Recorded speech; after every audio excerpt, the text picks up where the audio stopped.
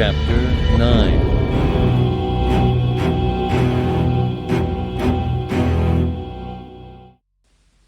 For 22 days, Colonel Pakpakat's little armada had flown station with the Taljkan Vagabond in deep space near Gamar Ascalon. In all that time, the mystery ship had done nothing to acknowledge their presence. The Vagabond had not changed course, accelerated, decelerated, emitted any radiation, transmitted any coherent energy, altered its heat signature, or scanned the Armada by any means known to the New Republic. It was coasting, seemingly inert, on the same heading it had been on when spotted by Ferret IX-44F nearly 3 months before. The Armada had done its part to preserve the silence. No messages had been sent to the Vagabond. No active scanners had painted it with energy. No ship had approached closer than 15 kilometers, respecting the facts that the Hraski's contact had been at a radius of 13 clicks, and the debacle with the frigate Boldheart had been at a distance of 10. Pakpakat's technical experts had captured countless images of the ship, using every band of the spectrum. They had modeled it in 3 dimensions for structural analysis. They had tried to correlate the visible structure and mechanisms with known technologies. And for all that, there was still not much basis for choosing among the many possibilities. There were no sentient beings aboard. There were beings aboard once, but they had abandoned it. There were beings aboard once, but they were long dead. There were beings aboard, but in hibernation. There were beings aboard, but their ship was disabled. There were beings aboard, but they didn't consider the Armada worthy of notice. There were beings aboard waiting for Pakpakat to make the first move. There were beings aboard waiting for Pakpakat to make a wrong move. It was nearly impossible to have a conversation of any length without someone asking, "So what's your guess?" Betting on one outcome or another had become rampant, and it was all Lando could do to make himself stay out of the action. But when Lobot asked him privately, Lando opted for one of the less popular choices. "Seems to me that this isn't much of a destination, but it's a pretty good place to hide," Lando said. "Same with the other known sightings, all in deep interstellar space. There's nothing out here to bring in even the low-rent crowd. Prospectors, smugglers, short-haulers. Virtually all interstellar traffic goes by way of hyperspace." "Which skips right over this neighborhood," Lando said. "Nobody goes to deep interstellar except pirates, and not many of them. This is about the loneliest place I've ever seen. And something else, this ship doesn't seem to be in a hurry to get anywhere else. I don't think there's anyone on board." "Then what would be its purpose?" "To hide something," said Lando. "To keep something safe, something incredibly valuable, considering the effort. I'm thinking what we have here is some sort of treasury ship." "There are 22,408 known cultures which entomb riches with the dead," said Lobot, opening a link. "That many? See, this could be some planetary potentate's tomb, packed to the scuppers with all his worldly goods. That'd explain a lot about why it's here doing what it's doing." Lando pursed his lips as he thought. "I like this notion a lot." "Tomb robbers are reported to be a common problem," said Lobot, still processing the link he had opened. "Tomb design frequently incorporates traps, barriers, dead-end passages, false entrances, and other defenses against intrusion." "Sounds like fun," said Lando, showing an easy grin. "Maybe you'd better catalog all those defensive tricks, though." "I am doing so," said Lobot. "Lando, my information suggests that tomb thefts are common immediately after construction is completed, unless the construction workers who have knowledge of the defenses are executed. Perhaps this vessel has already been entered." "If anyone else had gotten inside that ship, they'd have taken her home with them," said Lando, shaking his head. "She's still locked up tight and ready to fight. You watch tomorrow when we violate the perimeter. If she doesn't put up a squawk, I'll walk back to Coruscant."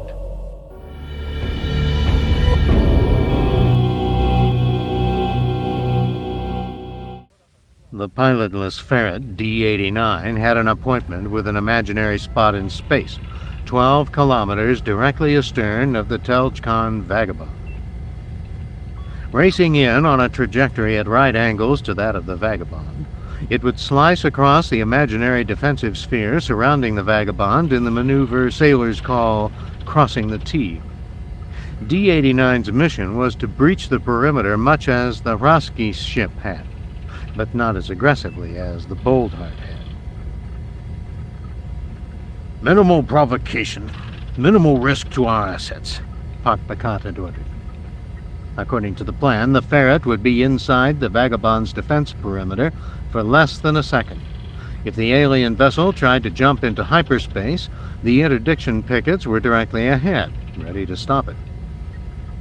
"Like clapping your hands behind a sand frog to make him jump into your net," said Lando. "I hope the net holds, Colonel." "Do you have any reason to think it won't?" Lando shrugged. "We don't know what sort of hyperspace drive that ship has. An interdiction field designed for our engines might not work on it." "It is not a matter of design, but of principle. No hyperdrive can operate in the shadow of a planetary gravity well. Or so I am assured by my technicians, and I have confidence in their expertise." "I'll bet the captain of the Boldheart had confidence in his shields, too," Lando said. "A pity the intelligence service couldn't lay hands on a full-fledged interdictor for this mission." "Here it comes," Kube-McDowell said quietly. "All recorders are on," sang out Lieutenant Harona. "All shields at full strength. All commands report ready. Interdiction field is ready. The captain of the Lightning reports he is standing by to pursue if needed." "Nobody blink," Lando said under his breath.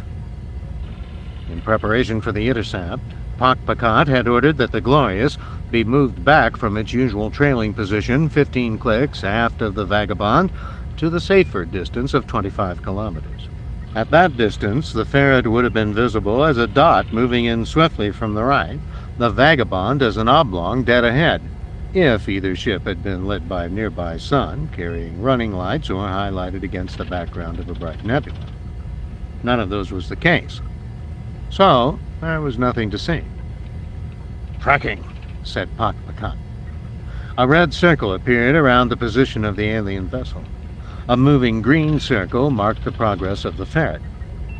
"Magnify center right," said the colonel. The now familiar shadowy view of the tail of the Vagabond ship filled the right third of the view screen. "Let's have the feed from Lightning. Left," Kube-McDowell said. The left section of the forward bridge view screen acquired a pale blue border and shimmered into a profile view of the strange vessel. "I want to see the range," Kube-McDowell said. Numbers appeared at the top of the forward view screen, decrementing quickly at first, then ever more slowly. The two circles on the display merged for a moment as the range paused at the number 12.001, then began to increase. Suddenly, the bridge's speakers began blasting out a wildly modulated sound. It could not be called musical, but there was no other ready word to describe the experience of it. 3 men with headsets on tore them off and threw them down, only to find the sound still hammering at them, nearly as loudly, from the ship's comm system. Lando smiled in surprise when he discovered that the sound was both familiar and new to his ear, the same as the Roski's recording, but much more distinct. For the first time, he could tell that there were 2 melody lines, something that only signal analyzers had been able to detect before. There was relief on the bridge when the signal from the Vagabond abruptly ceased. Its job done, D-89 continued out of the intercept area and off the bridge display. Almost at the instant D-89's tracking circle vanished, a brilliant white flash filled all 3 sections of the display, so intensely that those looking that way were left momentarily blinded. When the flash faded, the Vagabond was gone from the lightning feed and suddenly smaller in the magnified view. "What was that?" Kube-McDowell demanded.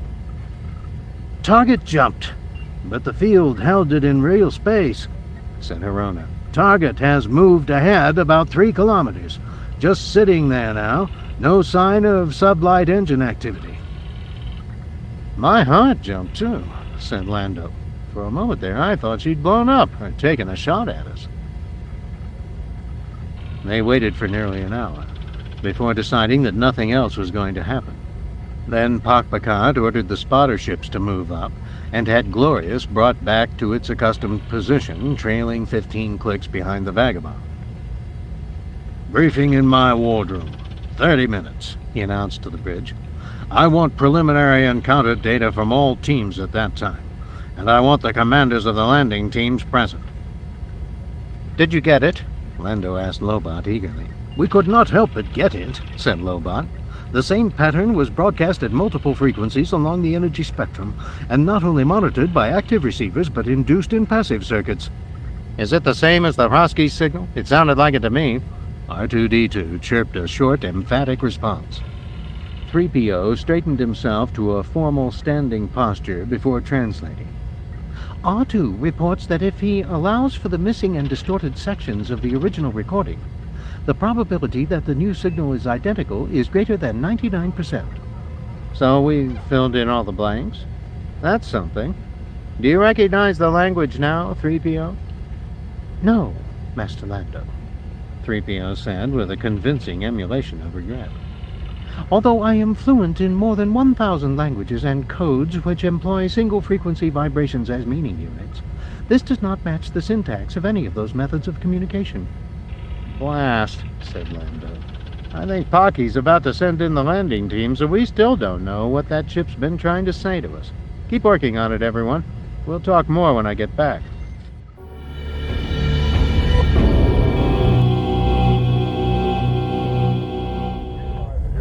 The captain's wardroom aboard the Glorious had not been built to accommodate as many bodies as were crowded into it. By the time Lando arrived, there was no room left at the table, and all but one of the auxiliary seats along the walls were occupied. The vacant chair was directly behind Kube-McDowell, who was seated in the middle along one side of the oblong table. Lando opted to leave the chair vacant, settling instead for standing in front of the panels where the ship's history was recounted. We can begin now, Kube-McDowell said, indirectly acknowledging Lando's presence. I'd like the report from the tracking team first. Keep it succinct. Yes, sir, said a slender officer seated to Lando's right. Close approach was 12.001 kilometers. Initial target response occurred 0.8 seconds after close approach and lasted 6 seconds. Secondary target response occurred 6 seconds later. Not long on patience, are they? Lando said. 2 officers laughed, then immediately looked sheepish. And resulted in an aborted jump of 2.8 kilometers along the flight vector. Nor am I, as a rule, General Calrissian. If you could confine your comments to matters germane to this meeting. I think the quick trigger these folks have shown is absolutely 100% germane, Lando said. Whatever the meaning of that signal we all heard, they don't wait very long for the right response on our part. We'd better be awfully sure of ourselves the next time we cross that line. Thank you for your thoughts, General, Kube-McDowell said in a decidedly ungrateful tone. Was there anything else, Agent Geod? The slender officer shook his head. Only that by all appearances, the hyperspace entry and exit of the target were indistinguishable from those of a ship equipped with our standard Class II fusion engine and motivator. Very good, Kube-McDowell said, glancing meaningfully at Lando. Report of the scanning team, please. There were a total of 28 distinct variances and events detected by the combined sensor array during the encounter. The 6 we've been able to identify.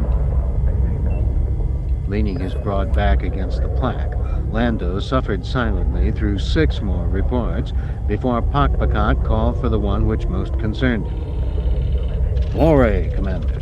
Your report on team readiness. The Foray Commander, B. Joe Hamax, was one of the few officers under Kube-McDowell's command for whom Lando still had any respect after a month's exposure. Technically astute and mentally tough, Joe had been a member of the Narvoth Underground and fought with the Alliance regulars through the last year of the rebellion. The team is as ready as can be, Bijo said, standing slowly. We've identified 2 suspected hatchways and a couple of candidate sites in case we have to cut our way in. Of course, we'll take active soundings right off the hull as soon as we have the cofferdam up and be ready to adjust accordingly. I've got 1 man down with a cold and not fit for work in a suit, but that shouldn't affect our ability to do the job. Have you isolated this sick man from the rest of your team? He isolated himself at the first symptoms, said Bijo. Can I assume that you'd have no problem being ready for a go order at 1500 hours tomorrow? Not at all, Colonel. Thank you. As Bijo sat down, Pakpakat turned toward the other end of the room. General Calrissian, what can you tell us about the vagabond's hailing signal? Lando was taken by surprise at being called on. I can tell you that it's a dual-frequency carrier, modulating up to 1,000 times a second. I can tell you that the data capacity is at least 50,000 units, and could be 10 times that. And I can tell you that we still don't know if they're saying, halt or I'll shoot, or welcome to the Cold Space Bazaar. Transmit credit information immediately. Have your people had any better luck? Pakpakat looked down the table for an answer. The contact protocol team believes that the signal recorded by the Hruskies, and in today's contact, was an automated collision alarm, a young rating said, his voice touched by nervousness. In our opinion, it has no informational content. It's simply meant to be heard loudly and clearly, no matter what sort of communications receivers an approaching ship might use. Lando walked forward to the table and leaned down to rest his weight on it. Are you saying that the vagabond jumped to avoid a collision that was never going to happen? You have another explanation, General? How about that it was trying to get away from us? Do you think the target didn't know we were here until the intercept took place? No, Then why would the target wait until now to try to get away? I'll give you 3 answers for the price of 1, Lando said. Because some animals freeze first when a predator's nearby. Because until now we hadn't made any aggressive moves. And because we flunked whatever intelligence test it sent us today. Mr. Teased, said Pakpakat, keeping his steady gaze on Lando. Is there as much as a minority opinion on your team that believes we should wait until we have deciphered what General Calrissian has called the intelligence test? No, sir, Colonel. General Calrissian, do you have any clear evidence of informational content in the signal recorded during today's intercept? No, Lando admitted reluctantly. Thank you, said Pakpakat. Captain Hammett, inform your team that we will begin operations at 1500 hours tomorrow. 4A Team 1 will make the first attempt in Assault Barge 1. Everyone, make sure your sections are ready. Thank you. That's all. Lando waited, arms crossed over his chest as the other officers and staff filed out past him. He was like a rock in the middle of a river. Was there something else, General? I'm just trying to find out if you and I are even on the same menu, said Lando. We waited weeks before taking the first tentative step, and now we're going to rush ahead and try to board her? Shouldn't we allow some time to process what we've learned? I am allowing time for that, Pakpakat said. Why do you think we're holding off until 1500 hours tomorrow? That's not very blasted much time, Lando said angrily. You've bought into this collision alarm theory because it suits your purposes. If you think you've seen the last of the vagabond's defenses, you should think again. You're treating that ship like a yacht with a burglar alarm, when you should be treating it like a warship.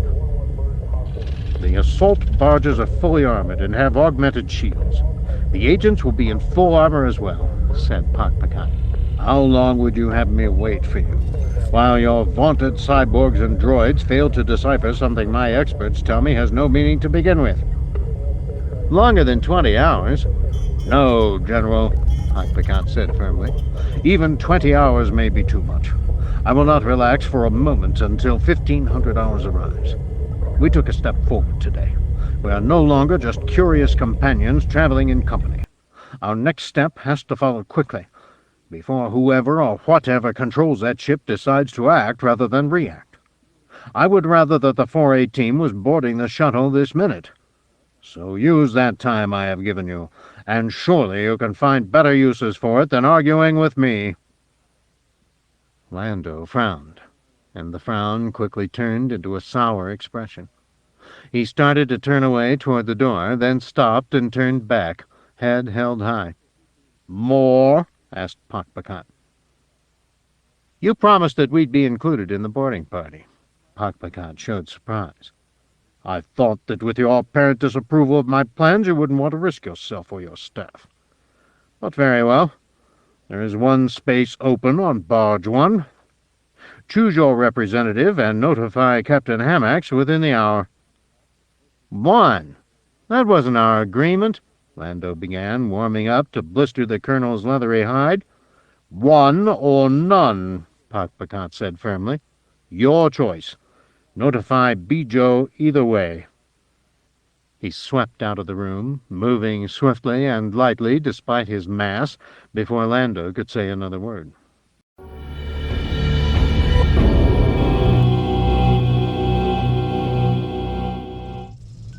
Tomorrow at 1500 hours, Colonel Pakpakat's going to send his brush salesman knocking at the vagabond's door.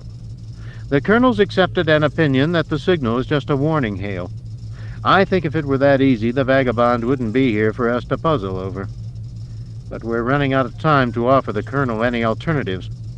"We've got one of every kind of brain there is in this room," he said with a grin. "Let's do some serious brainstorming.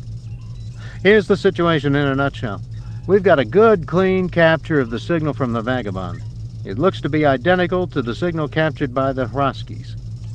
A warning hail? Maybe. What else could it be? Maybe if we can figure out what it is, we'll be able to crack what it says.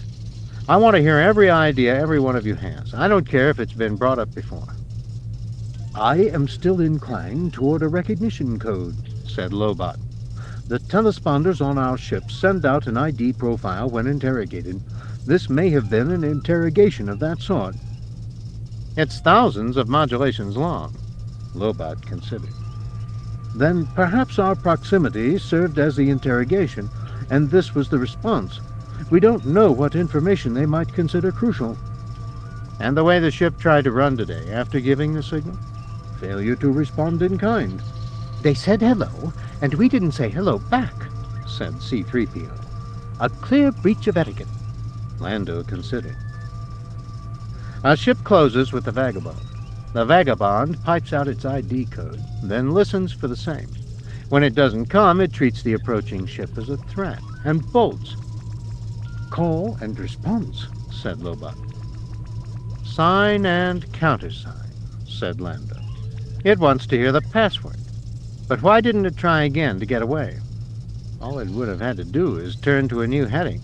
The interdiction pickets could never have repositioned themselves in time." "There is a high probability that this vessel was built before interdiction fields were invented," said Lobot. "If we are dealing with an automated response system, what just happened may have been outside the parameters of the identification and security routines." "Okay," said Lando. "Maybe that black box doesn't look outside to make sure that the jump actually took place. If the motivator and the drive report normally, it assumes that the ship jumped. And by the time all that was over, D-89 was long gone. No threat within the threat horizon." "That seems plausible." "I'm going to play a hunch here and say it's more than plausible," Lando said. "The ship wants an answer from anyone who comes knocking. No answer, no entry. And it won't wait around for you to keep guessing. It wants the answer right away." C-3PO cocked his head. "But, Master Lando, what is the question?" "That's what we have to figure out, 3PO.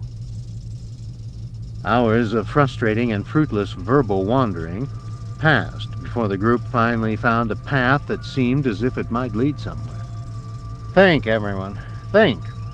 Let's back up and look at this again," Lando said impatiently. "You want to lock up a spaceship you're sending out to the great nowhere. You want to make sure no outsider can get in uninvited, but you and yours always have access." "Excuse me," said Lobot. We don't know that the builders of the Vagabond intended to re-enter it after it was launched. That's true, admitted Lando. But if they locked the door and threw away the code, we might as well go home before we get somebody killed. We have to assume there's a way in. Very well, but I will consider this an axiom rather than a fact. Here's a fact. If I'd built it, there'd be at least two ways in. A front door and a back door for when something goes wrong with the front door, Lando said. But I was saying, you don't want to use a physical key because you don't want to let anyone that close without checking them out. So we're talking about a password, basically. A really long binary password. Forgive me, Master Lando, but in my experience, no sentient being could remember a password of this length and complexity, said 3PO. The answer might not be as long as the question, Lando began. It could be longer, said Lobot. That's not the point. Maybe the question only looks long and complex because we don't understand it. Human beings can remember incredibly long sequences if they have meaning, said Lando. I knew a smuggler who'd memorized the 100 prescriptions of Alcides when he was a kid taking religious training, and he could still rattle them off 30 years later. My mother knew hundreds of songs and poems by heart. And there are species with much better memories than human beings. I don't dispute that. There are many feats of memory recorded in the libraries, said Lobot. Even so, passwords and access codes, whether mathematical or linguistic, are not error-tolerant. No matter how long the expected response may be, it must contain no errors. Well, that's always the problem, isn't it? Said Lando. How do people remember all the things they have to remember? What do they do when there's something they can't allow themselves to forget? Some people have incredible memories, and others have trouble remembering their kids' birthdays, much less their ID numbers and the access codes for digital locks they haven't opened in years. So people cheat. Mnemonics? Yes, but they cheat in other ways too, said Lando. They carry the passcodes with them. But that compromises security. Anything that's carried can be stolen. Right. So some try to disguise the passcode as something else. That's little better. Anything that's hidden can be found. Right again, said Lando. A pickpocket on Pidge Ridge once told me that 4 of every 5 belt pouches he saw had passcodes in them. And it rarely took him even a minute to find them. Sometimes the passcode was the only handwritten item in the pouch. You could ask a droid to remember the passcode for you, said 3PO. A droid can be instructed to tell no one but you, does not make mistakes, and will not forget. But droids can be stolen just like pouches, Lobot said. Droids can have their memories read or wiped. Droids will dump their memory data under sensor torture. Droids also know what it is that they know, which can lead to erratic behavior. Droids have revealed criminal acts by their owners, refused orders from their owners, wiped their own memories, destroyed themselves. To 3PO's seeming relief, R2 interrupted the litany of failings with a trill. R2 wishes to remind us that all combat astromechs have protected memory segments which can be used to store sensitive information, said 3PO.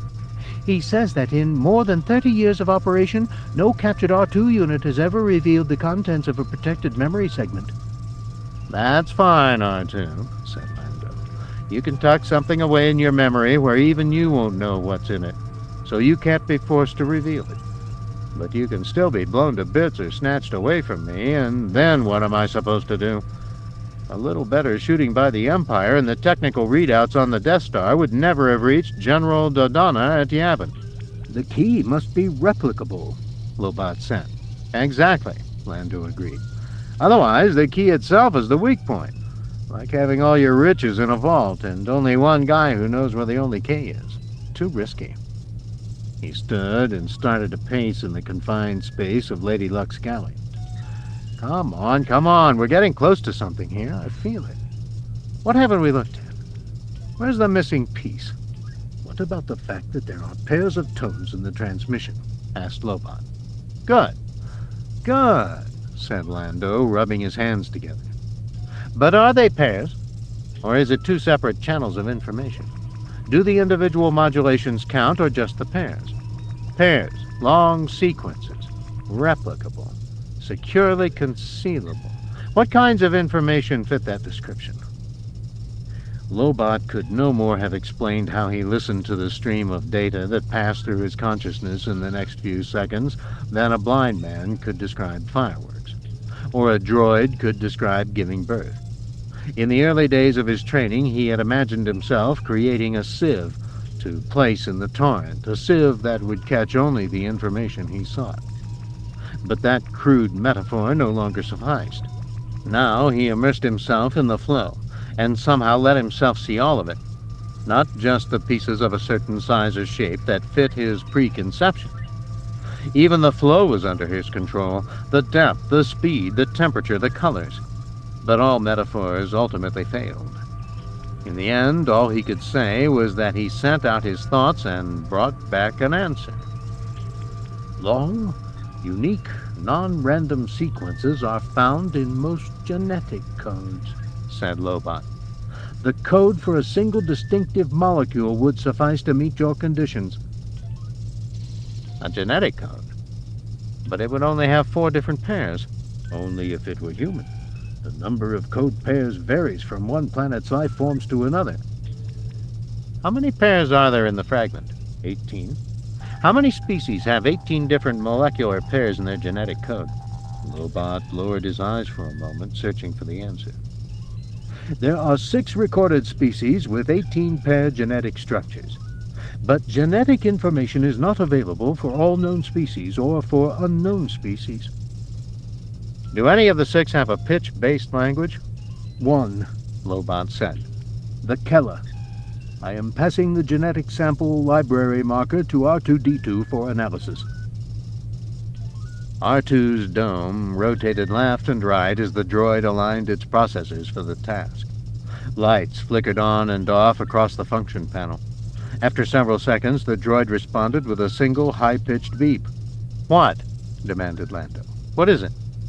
Master Lando, I believe the closest translation would be bonanza. Lando's face broke into a broad grin. It matches? He clapped Lobot on the shoulder enthusiastically. Son of a... You did it, old buddy! R2 burbled electronically. What's he saying? Lando demanded.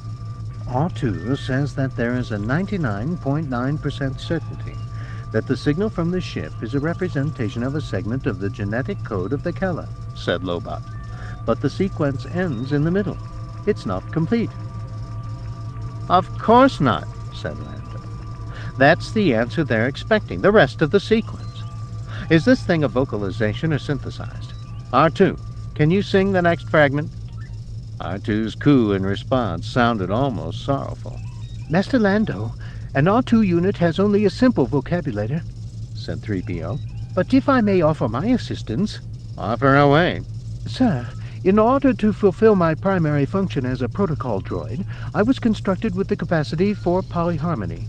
I believe that I can sing the sequence with R2's help. Give it a try. For several seconds, 3PO and R2 huddled together and conversed silently over the droid transmission channel, passing information in binary far faster than BASIC or R2's own idiosyncratic dialect would allow. Then 3PO straightened up, looked toward Lando, and cocked his head. Almost at once, the room was filled by an eerie echo of the vagabond's hailing signal, distinctively different but unmistakably the work of the same composer. All right, Lando said, punching the air with a fist. That's the key. We're going in the front door. 3PO, Lobot, tell me all about the Keller. Maybe we can get an edge. Master Lando, for some reason I do not understand. I do not have any information on the language and customs of the Keller, said 3PO. But now that we know the owners of this vessel, we must return it to them. It would be a serious breach of etiquette to enter it without an invitation. Are you saying you'd refuse to send the response? One moment, Lando, said Lobot. I have been accessing all records available to me, and I believe I know the reason, 3PO. The best established fact seems to be that the Keller have been extinct for more than 150 years. Extinct? Lando said in surprise. I guess we can't hang that one on the Emperor. What happened to them? According to a report in the Galactic Survey, Lobot said, their planet appeared to have been struck by several large asteroids and its ecosystem destroyed. That doesn't make any sense, said Lando, frowning. Any world that could build something like the Vagabond should have been able to push an off-course asteroid or three out of the way. He shook his head. One mystery just leads to another. Nodding, Lando said, "Perhaps the answers to all of them wait for us inside the Kala vessel." Lando's expression darkened. "Except there isn't going to be any us. The Colonel's only giving me one ticket for the boat, and I'm pretty sure it doesn't come with a front row seat." "I'm certain that if you tell him what we've discovered, he'll make room for all of us," said 3PO. "It would be the reasonable thing to do." "Autak are only reasonable when they don't have the upper hand," said Lando. "And he thinks he does." He paced. The others waited. "You know, there's only one way we're going to know if this really is the key," he said finally. "Otherwise, we might just be believing what we want to." "I agree," said Lobot. "And Pakpakat's going to want evidence. It's clear that to him we're just baggage he couldn't manage to dump. I wouldn't exactly say he's been cooperative." "No," said Lobot. Lando nodded slowly. 3PO, R2, it's been a long day. I suppose it's night by now.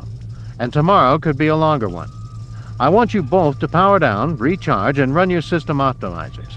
Set your reactivation clocks for 1300 hours. That will give us plenty of time. "Shouldn't we notify Colonel Pakpakat first, Master Lando?" "I'll take care of that," Lando said with a glance at Lobot's impassive face. "Very well, sir. Closing down." The droid's eyes dimmed instantly. A moment later, R2 rolled over to the power port, hooked up to it, and echoed the acknowledgement before its displays also went dark. Lando slid easily back into a chair at the table and studied Lobot with one eyebrow raised questioningly. "Are you sure about this?" "It is our theory," said Lobot. "It's right that we should take the risk." "All right, then," said Lando, leaning back in his chair. "In that case, you and I'd better get some rest, too. Tomorrow's going to be an interesting day."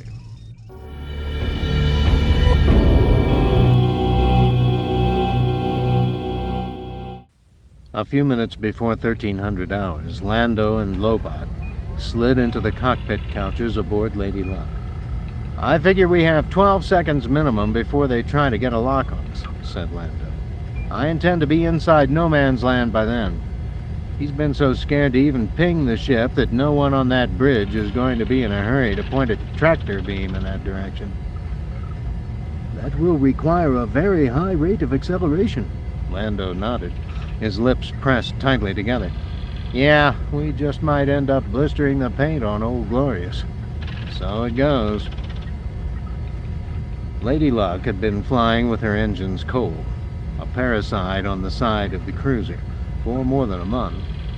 Respecting that fact, Lando went through an unusually thorough system check in the minutes that remained, bringing the engines to a state of readiness just one step below going hot. At 1300 hours exactly, Lando thumbed the ship's comm unit. 3PO, are you there? "Yes, Master Lando." "How about R2? "He reactivated on schedule," said 3PO.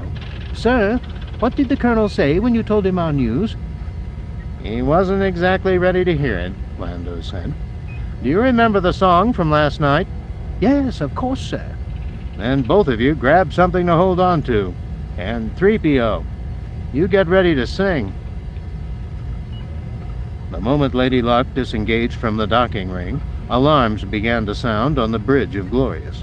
In moments, the yacht was roaring away from its mooring point and toward the Vagabond, its fiery engine exhaust clearly visible from the bridge's forward viewports. "What in white blazes?" exclaimed Lieutenant Harona. "Sparks, where's the Colonel?" "Down in Hangar 3, with Bijo and the 418. "Call him up here," Harona said, and took a deep breath. "Lady Luck, this is the Glorious. I order you to come about and bring your vessel alongside. If you do not come about immediately, I will order the weapons master to disable your ship." "You'd better think about that again, Lieutenant," Lando answered breezily. Blaster fire near the Vagabond? Remember the bolt height. Arona sighed. General, what do you think you're doing out there? Research, Lando said. I'd make sure I was recording this if I were you. Turn your ship about, General. This is your last warning. At that moment, the bridge was filled with the sound of the Vagabond's keening chorus. Tracking. Range. Arona called out. 11 clicks and closing fast. Get a tractor beam on that ship, and I mean now. Ready now, 3PO, said Lando, his face tight with anxiety. Don't wait for me. Use every band you have. I'll pipe the standard channels out from here. Very well, Master Lando. I'm extremely glad the Colonel agreed to let us test our own theory. He didn't give me a word of argument, Lando said. Ready? Here we go. There was no more than a heartbeat's hesitation between the end of the Vagabond's transmission and 3PO's taking up the song. Throttling the ship back sharply, Lando held his breath and waited, watching the seconds slip by on the bridge chronometer. This is exciting, Lobot said. Thank you for inviting me. Dying's exciting too, I hear, Lando said, shaking his head. You pick the strangest times. What's the status of the interdiction field? It's up. Lando peered at his instruments. Where's that tractor beam? It can't be this slow. What's happening? Glancing sideways at a display, Lobot said, There's a secondary shield up. The tractor beam has been deflected. What? Lando demanded. The Vagabond is protecting us?